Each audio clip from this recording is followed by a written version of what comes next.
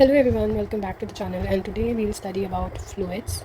Now you can consider this as part of chemical reaction engineering, but also this is a very great an overview of how we use fluid mechanics for different fluids for biology related or in operations of bioprocess equipments.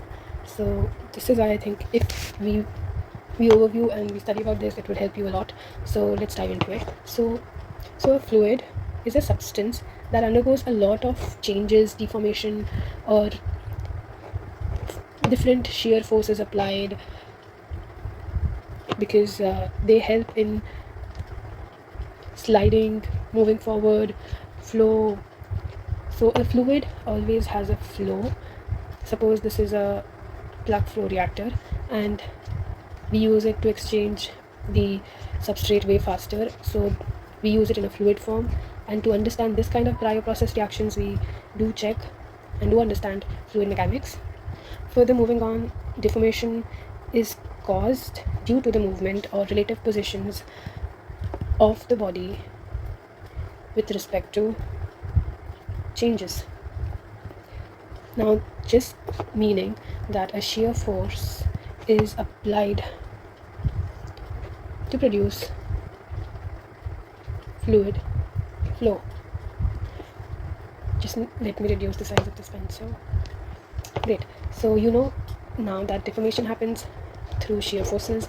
They change the way fluid flows. So this fluid can be either in a form of gas or gases or in a form of liquids.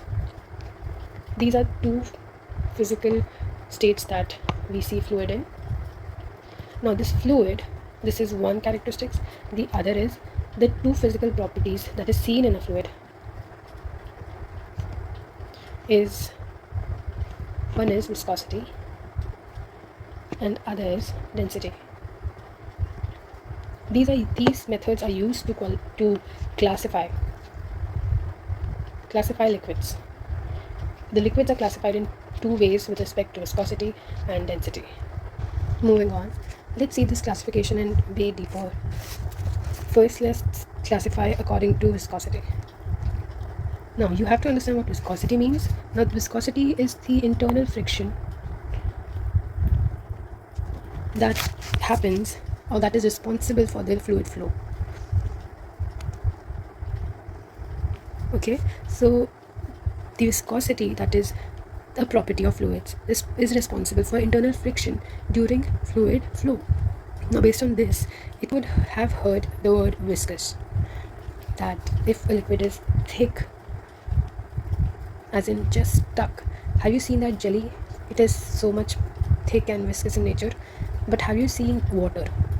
Now that is the thinnest form of a fluid and it flows so easily, so it has very less viscosity. In the similar manner, there are two types of viscosity that we discuss. One is ideal or perfect, and the other is inviscid.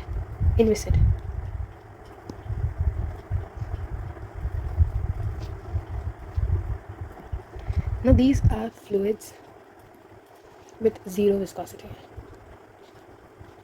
Actually means there is no viscosity and the fluid is almost infinite when it comes to viscosity. Now the perfect or ideal fluid is something which is incompressible and has zero viscosity. Whereas there's one more form of, let's consider this as real fluid. Now these have finite viscosity and they are also called as viscous or viscid fluids.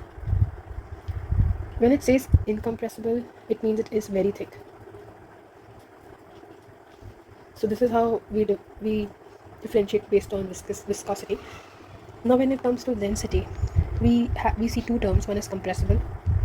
That means when pressure is applied, it would change its fluid form.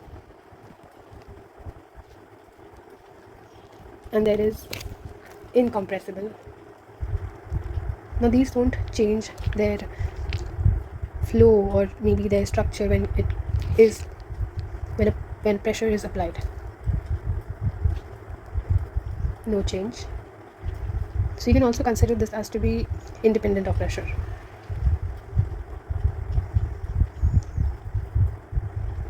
So let me give you an example.